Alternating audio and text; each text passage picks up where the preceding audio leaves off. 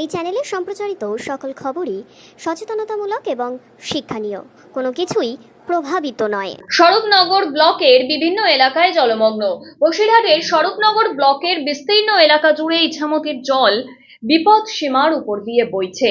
যে কোনো মুহূর্তে ভেড়িবাঁধ ভেঙে বড় সড় দুর্ঘটনা ঘটতে পারে। যে কোনো মুহূর্তে ইছামতির জল ঢুকে যেতে পারে। সারাপুল, পান্তাপাড়া, দুর্গাপুর, কাটাবাগান ও নিশ্চিন্তপুরের বিস্তীর্ণ এলাকা জুড়ে জলের তলায় চলে যেতে পারে আশঙ্কা করা হচ্ছে।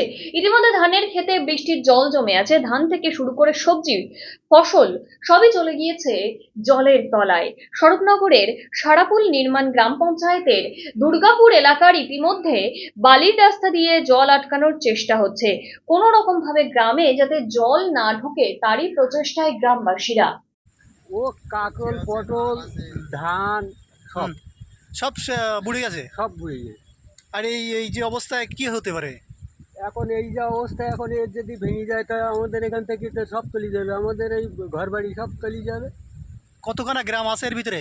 ও অনেক, দুর্গাপুর আছে, পান্তাপাড়া আছে, এখান থেকে ও শ্রীরামপুর আছে, হ্যাঁ, এটা সব যাবে।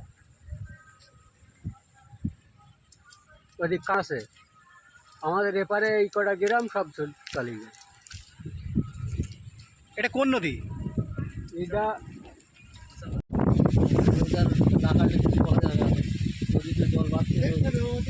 এই জায়গাটার নাম কি? দুর্গাপুর খোলার ঘাট। এই আজকে তো সারাসারির গোন আছে, আজকে কি ভাবছেন আপনারা? ভাবছি বলতে এই রাস্তায় এখন যদি কিছু না দেওয়া হয় তো নদীর জল আমাদের গ্রামে ঢুকবে। কি নাম আপনার? রণজিৎ ঘাট, কোথায় বাড়ি? দুর্গাপুর। এই তো আপনারা দেখতে পাচ্ছেন সব কালকে রাত্রিরে এখান থেকে জল ঢুকছিল। তো এইটা বাঁধার পরে মোটামুটি একটু রক্ষা হয়েছে। তারপরে যদি এখনো বাঁধতে হবে, আমি দেখতে আসলাম, আপনারা আসলেন, দেখলেন। এবং ওই সাইডে আমাদের বিদ্যাধারী পড়ে, এই সাইডে বিদ্যাধারীর ওখানে ওই রাবারটা বেঁধেছিলাম আমরা জেসিবি দিয়ে। এবং এটাও এই কালভার্ট, এই সুইচ গেটটাও বাঁধা। কিন্তু আমাদের এখানে গ্রামে পুরো প্রচুর জল। রাতে তো ভরা কোটাল আছে, তাহলে কি পরিস্থিতি খারাপ? বলতে পারবো না কি হবে, আমরা রাত্রিরে এখানে দেখছি কিছু করা যায় কিনা।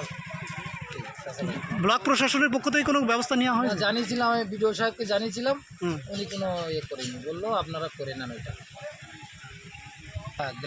গ্রামে কিছু জল আছে, এমনি জলের চাপ তো খুব, শুধু নদীর জল না, এমনি গ্রামের জল, আকাশের জলের জন্য খুব সমস্যা। ইতিমধ্যে সব মাঠটা অন্তত 2000 বিঘে জমি হবে কমসে কম, সব ডুবে আছে।